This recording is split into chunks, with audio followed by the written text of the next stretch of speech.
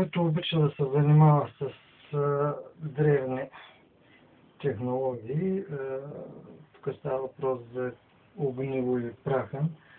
Най-трудното в случая да се направи е праханта. Значи, в този форум архив има от каква гъба се прави, обаче после има обработка. В едно шишенце може да се сложи лъжица и половина калиев нитрат, което е калиева селитра фактически, спирт и дъждовна вода или дестилирана вода, едно към едно. Даже водата е повечко.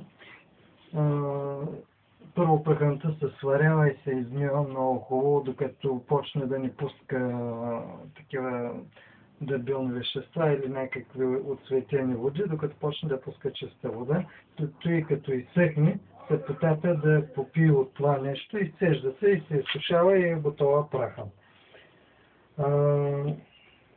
Значи за огниво, ако нямате време да се направите истинско огниво, може да се използва най-обикновена, но парче от пила за стомана. Важно е също ръба на кремъка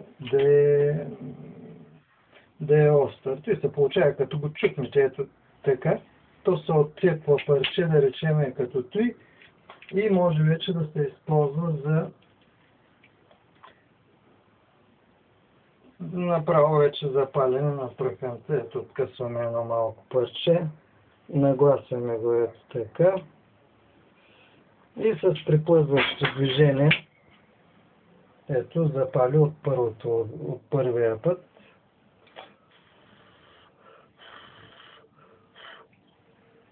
Ето от първия удар и запали. Ето сега ще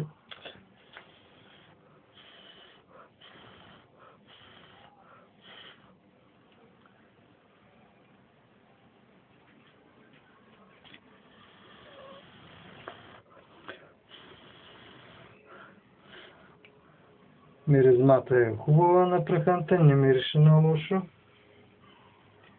Когато всичко е наред, виждате, че от един удар и пали. Даже ще направим още един експеримент с още едно парче прахан.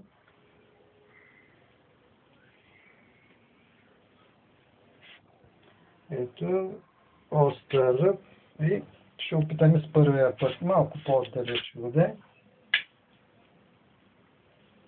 Не фана първия. Ето.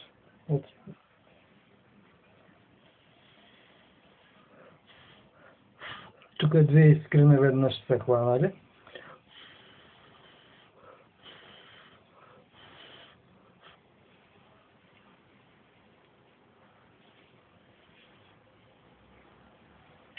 Ами това е в общи линии. Може и съвсем малко парченце кремък да...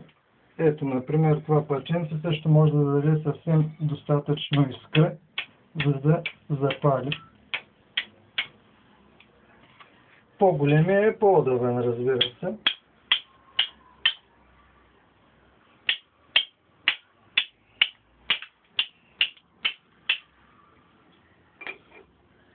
Ами това е.